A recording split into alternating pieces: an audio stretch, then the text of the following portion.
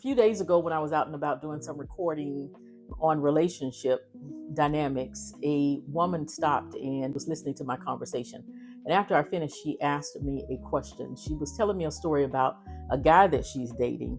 And she said he's sweet, he's present, he's clearly trying. But when she was sick a few weeks ago, he immediately started rattling off solutions about how to get rid of her cold faster. There was no, I'm sorry, that's rough.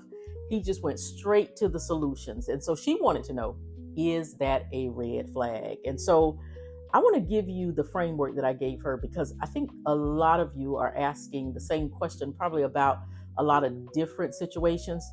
So come on inside and let's explore this topic together.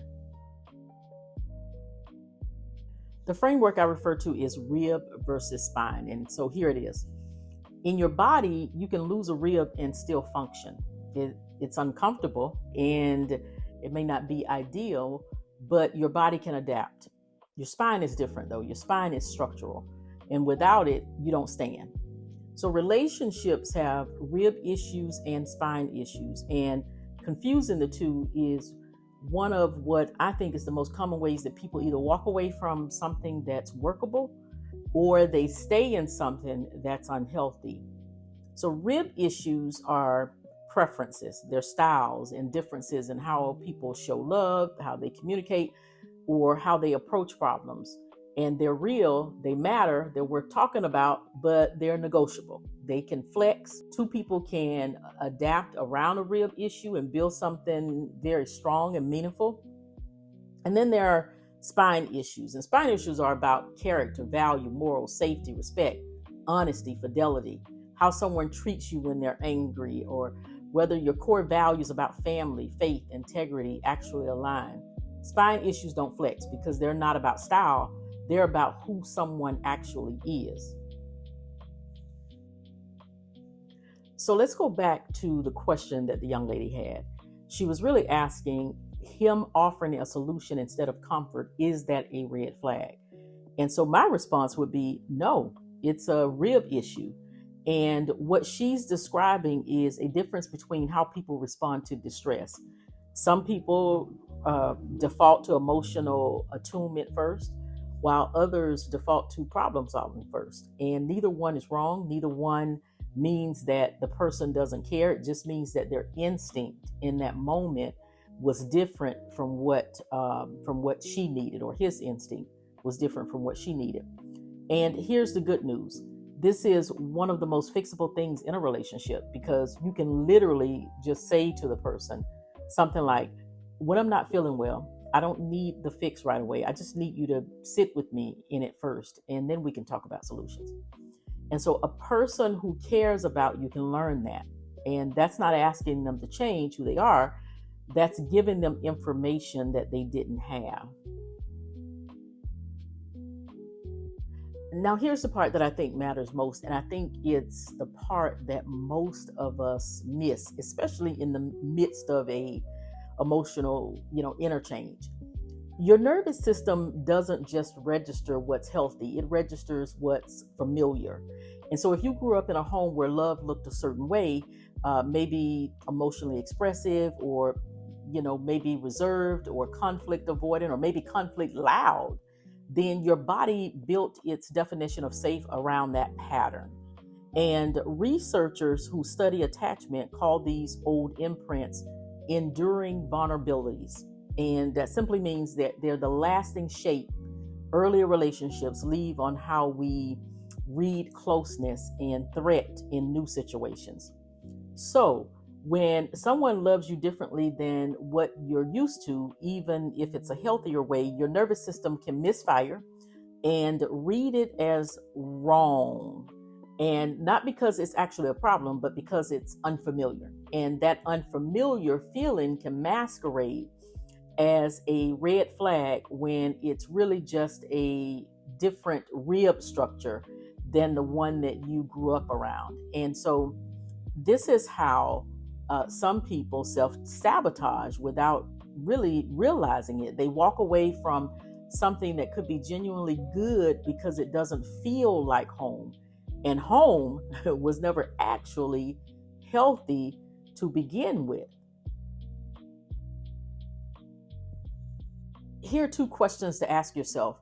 And you want to do this until it becomes a habit of noticing and rather than a one-time test. So question number 1 is, can this be talked about? And can it change with communication and effort over time? And if your response is yes, then that's rib territory. And here's question number 2. Does this involve dishonesty, disrespect, cruelty, unsafety, or a fundamental mismatch in values that you're not willing to compromise on? And if the response is yes, then that's spine territory. And no amount of just communicating better is going to fix a spine issue. But there's actual research behind why this distinction matters so much. Relationship researcher John Gottman studied what he calls bids for connection. And those are small everyday moments where one partner reaches for the other. And what he predicted was whether couples stayed together wasn't if they fought.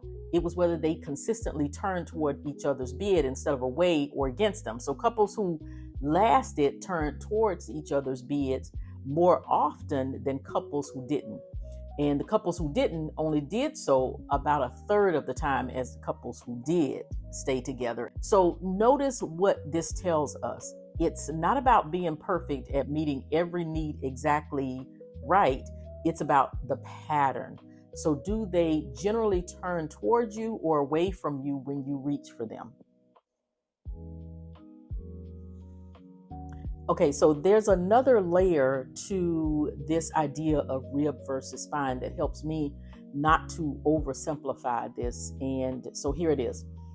A rib issue can become a spine issue. And it's not because the original difference changed, but it's because of what someone does once they know it matters to you.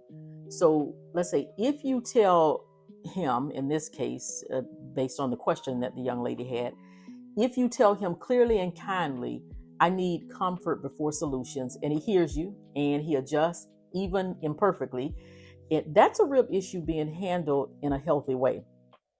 But if you tell him and he mocks you for it, he dismisses you, or he keeps doing the same thing on purpose after you've made it clear how much it matters, then that's no longer about communication style. That's about whether he respects you. And that's a spine issue. And it's a spine issue because the content of the disagreement didn't change. What changed is what his response revealed about his character. All right, let's summarize this issue of rib versus spine. So the original question, is it a red flag that he offered solutions instead of comfort? No, it is not. I think it's a rib. So tell him what you need, watch what he does with that information, and then let his response, not the original moment, tell you what you're actually dealing with. So before you go today, I want you to walk away from this with one honest question for yourself. And it is there something in your life right now that you've been calling a red flag that might actually be a rib that you just hadn't given the proper language to? Thank you again for being here on this journey with me and exploring possibilities for the heart and mind. Please stop back by for the next video. I look forward to seeing you next time.